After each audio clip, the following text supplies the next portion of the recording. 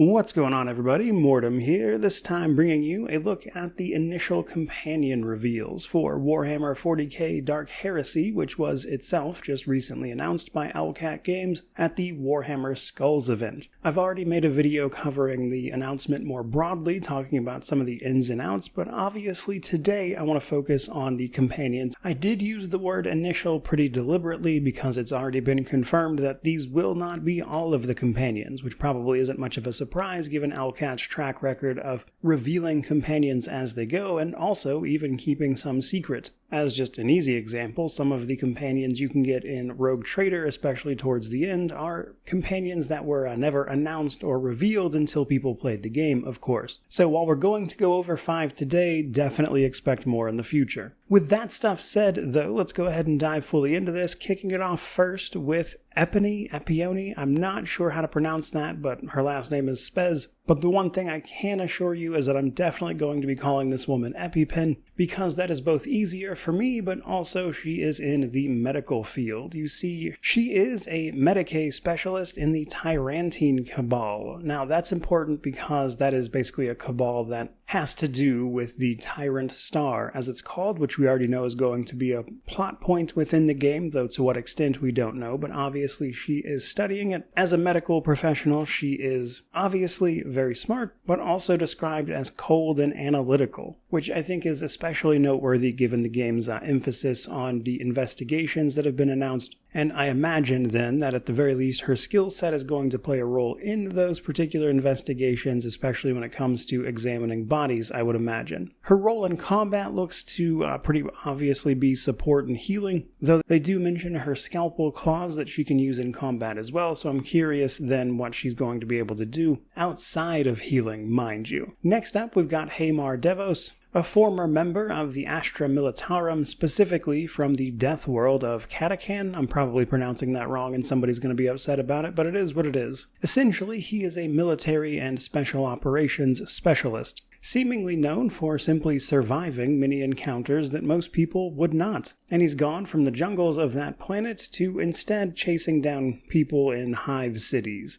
They give reference to his ability to use high-speed weapons, as it calls them, so I think that could mean a few different things, but it looks like things like urban warfare, ambush tactics, and even jungle warfare, I suppose, are going to be this guy's specialty, so he's probably going to be some of your muscle. I am a little bit curious about what his personality is going to wind up being, given that he, at least from this description, mostly seems to fit a sort of hardened veteran role. Next up, we start the slightly more interesting companions, let's say, because first we have Cog, conscript 0118B, who happens to be an Ogryn. Known for their, obviously size and strength, as you would probably expect. He has also been enhanced with a cranial implant to help him understand his orders. The guy loves the Imperial Creed, the military, and like pretty much every Ogryn, uses his size to his advantage on the battlefield. It's mentioned that he can't be stopped by obstacles or injury, and I'm wondering if that's just flavor text or if it has a more significant role in actual combat, like say punching through cover or something, as it does also mention that his strike weapons on his hands will break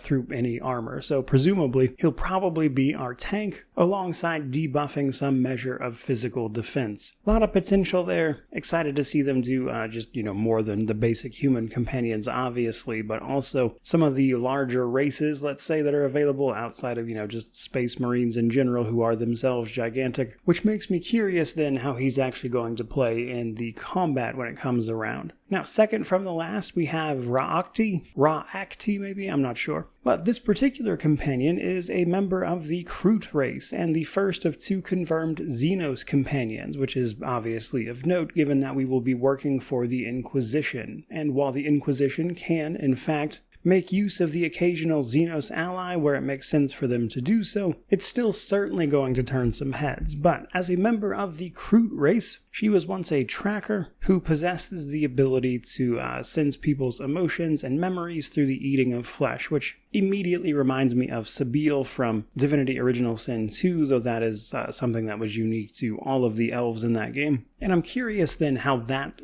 function specifically is going to relate back to the investigations, because theoretically, if you could get this Kroot here to in fact ingest some of the flesh of the crime scenes you are investigating, you'll likely get some background information almost certainly in the same way it was utilized in something like Original Sin 2. And I'm wondering then if that's their idea here, because if so, I'm up for it. That's a feature I liked in that game quite a bit, and I think it makes sense in the context of those investigations specifically. Now, in combat, however, looks to be your long-range sniper type. We also do get an animal companion here, an alien bird, though it doesn't give the name of the bird, just that we will in fact get one. I'm curious if that will be customizable at all, or if it's set given the nature of the companion, of course. Even beyond just the obvious stuff like physical things, it's worth a reminder then that in the Pathfinder games in particular, they had a really robust animal companion system where you could level them up and kit the companion out specifically, so I'm curious if that system in any way, shape, or form will apply to the animal companion here. And that does, however, bring us to our final entry, which is Larthir Cairnareth, an Eldari Corsair. Specifically, a Psyker Eldari. So it mentions that this companion was in an alliance with a radical inquisitor, and I'm curious if that's meant to be you, or if this Eldari was already working with the Inquisition before the game starts and we just, meet them through that avenue, or if this is literally meant to be us it's talking about. I'm going to go ahead and assume this is probably a character that was already working with others in the Inquisition, just given the way it's described, but,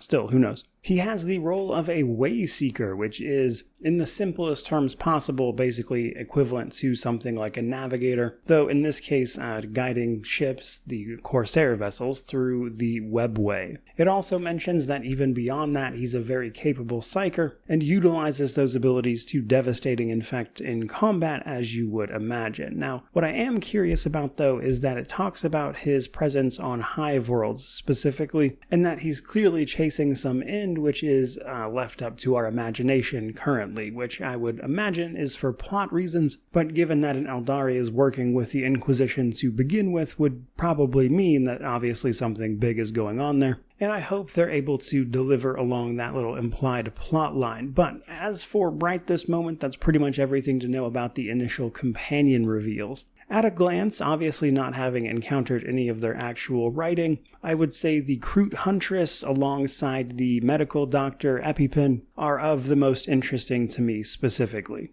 In particular, though, because I'm very curious to see how they function outside of combat in relation to the investigation system that they've been hyping up a little bit here, as I think that has a lot of potential in and of itself. But as for today, that's pretty much everything there is to know at the moment about this stuff. But as more information for Dark Heresy becomes available, definitely expect me to cover it the way I have for, well, pretty much all of LCAT games at this point. But I'm very curious to see how this one pans out either way, so hopefully you'll be along for that ride. In the meantime, by all means, let me know what you think about these guys down in the comment section below, which of course means to like, comment, subscribe, all the YouTube jazz. But regardless of any of that, truly, just thank you so much for watching. I really do appreciate it. May you wander in wisdom and have an amazing day.